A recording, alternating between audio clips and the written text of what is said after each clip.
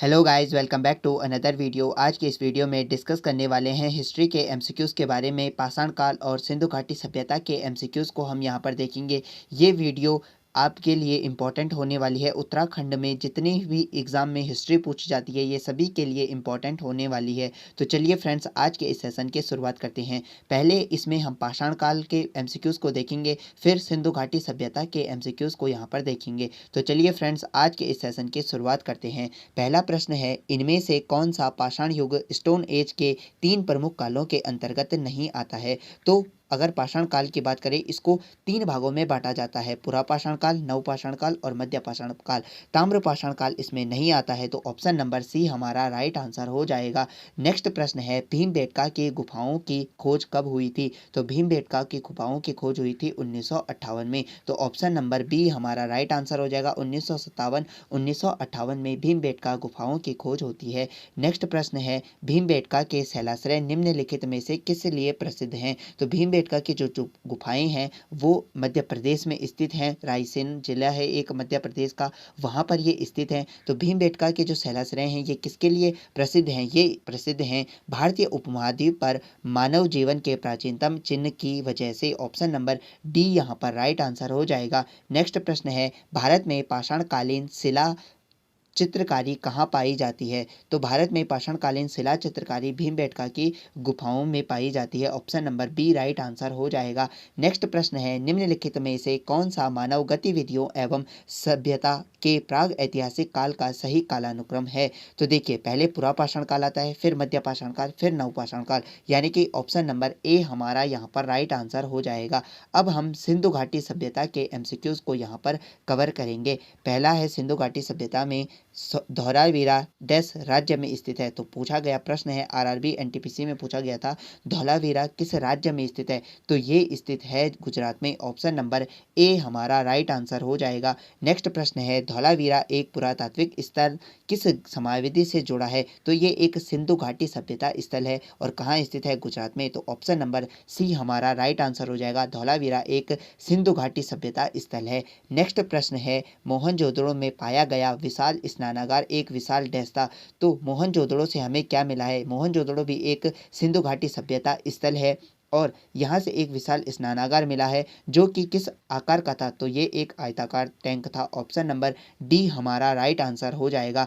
Next है, वर्ष 1920-21 के आसपास किस नदी के किनारे खुदाई के दौरान हड़प्पा शहर मिला था? तो हड़प्पा शहर किस नदी के तट पर स्थित है? ये स्थित है रावी नदी के तट पर। ऑप्शन नंबर डी हमारा राइट आंसर हो जाएगा। और आज की डेट में ये पाकिस्तान में पड़ता है, इसको भी याद रखिएगा। 1920-21 में इसकी खोज होती है दयाराम साहनी के द्वारा, ये भी याद रखेंगे। नेक्स्ट प्रश्न है, सिंधु घाटी सभ्यता के किस शहर का शाब्दिक अर्थ मृतकों का टीला होता है? तो जो सिंधी भाषा होती है उसमें मोहनजोदड़ो का शाब्दिक अर्थ होता है मृतकों का टीला। तो यानी कि ऑप्शन नंबर बी हमारा राइट आंसर हो जाएगा। जो मोहनजोदड़ो है उसी का शाब्दिक अर्थ है मृतकों का टीला।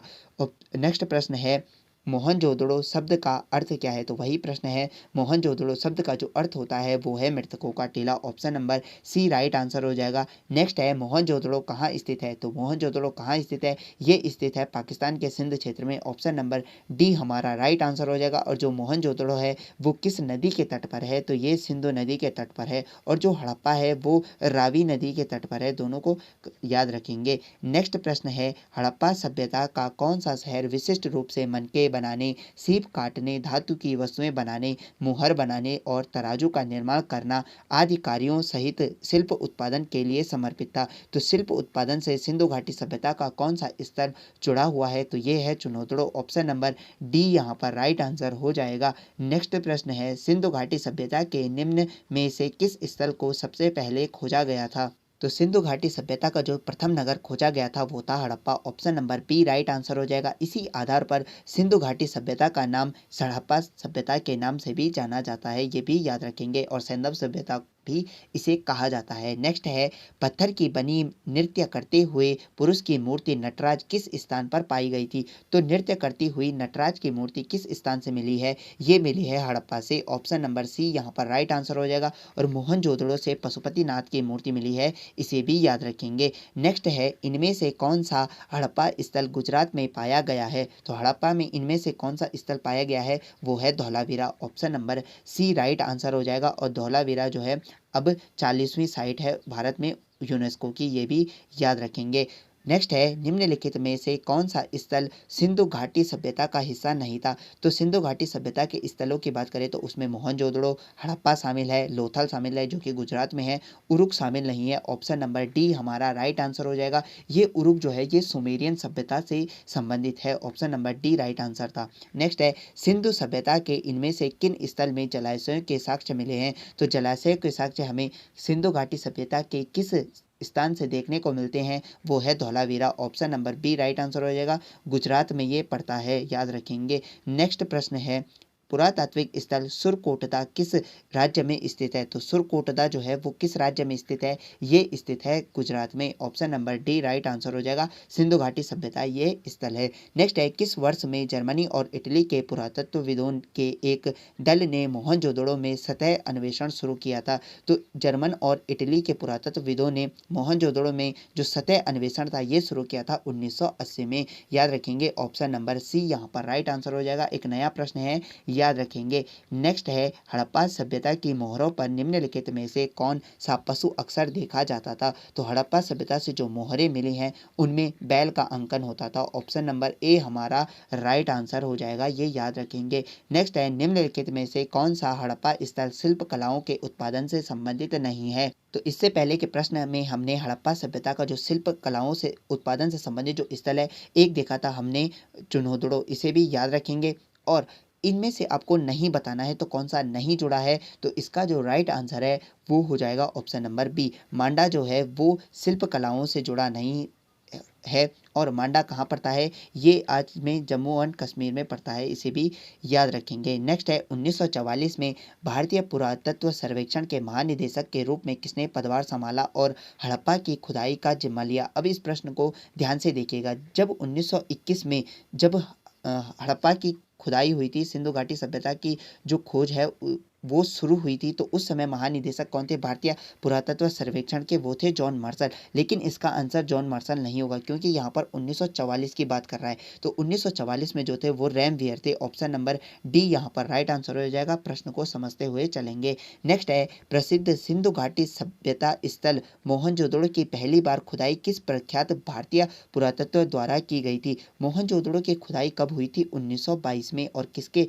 द्वारा हुई थी? तो उनका नाम था Rakhaldas Banerjee. Option number C right answer हो जाएगा। आर डी बनर्जी यहाँ पर दिया गया है, इनका पूरा नाम हो जाता है Rakhaldas Banerjee. Option number C right answer हो जाएगा। नेक्स्ट प्रश्न है, सिंधु घाटी सभ्यता 10 वर्ष पुरानी है और दक्षिण में गंगा घाटी के निचले क्षेत्रों व उत्तर में मालवा तक फैली हुई थी। तो सिंधु घाटी सभ्यता कितने वर्ष पुरानी है? लगभग ये है 3000 वर्ष ईसा पूर्व, याद रखेंगे। Option number C right answer हो जाएगा। और इसकी जो सर्वमान्य तिथि मानी जाती है वो है 2500 ईसा पूर्व से 1750 ईसा पूर्व। इस डेट को भी ध्यान में रखेंगे। ईसा पूर्व में ये डेट हो जाती है 2500 से 1700 ईसा पूर्व हड़प्पा सभ्यता की डेट मानी जाती है। नेक्स्ट प्रश्न है, डैश का विकास 5000 बीसी ईस्वी से मालवा के दक्षिण की ओर एवं उत्तर की ओर गंगा घाटी के पूरे तलहटी क्षेत्र में हुआ था? तो वो कौन सी सभ्यता थी? देख चुके हैं, सिंधु घाटी सभ्यता। Option number A right answer हो जाएगा। नेक्स्ट है,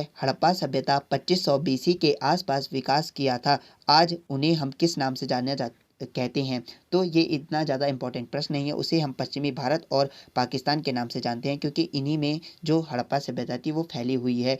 नेक्स्ट है, भारत का इतिहास सिंधु घाटी सभ्यता के जन्म से शुरू होता है जो लगभग 10 अस्तित्व में आई थी। तो सिंधु घाटी सभ्यता कब अस्तित्व में आई थी? ये आई थी 2500 ईसा पूर्व में। ऑप्शन नंबर ए हमारा यहाँ पर राइट आंसर हो जाएगा। नेक्स्ट है, सिंधु घाटी सभ्यता की सबसे महत्वपूर्ण विशेषता क्या थी? तो सिंधु घाटी की सबसे जो महत्वपूर्ण विशेषता थी, क्या वो वस्तु विनिमय प्रणाली संस्कृति नहीं, स्थानीय परिवहन प्रणाली नहीं। जो सबसे इनकी प्रमुख विशेषता थी वो थी ईंट के बने भवन। यहाँ पर ईंट के बने भवन थे और ईंटों का जो अनुपात देखने को मिलता है वो 4:2:1 था। इस अनुपात को भी याद रखेंगे। ये पूछा जाता है कि सिंधु घाटी जो सभ्यता थी उसमें ईंटों का अनुपात क्या हुआ करता था, तो 4:2:1 हुआ करता था, ये याद रखेंगे। नेक्स्ट है सिंधु घाटी सभ्यता है, तो सिंधु घाटी सभ्यता को कांस्य युगीन सभ्यता भी कहा जाता है। ऑप्शन नंबर डी हमारा राइट आंसर हो जाएगा। इसका क्या अर्थ है कि वहाँ के लोग कांसा का इस्तेमाल करते थे या कांसे कांसे को जानते थे। नेक्स्ट है सिंधु घाटी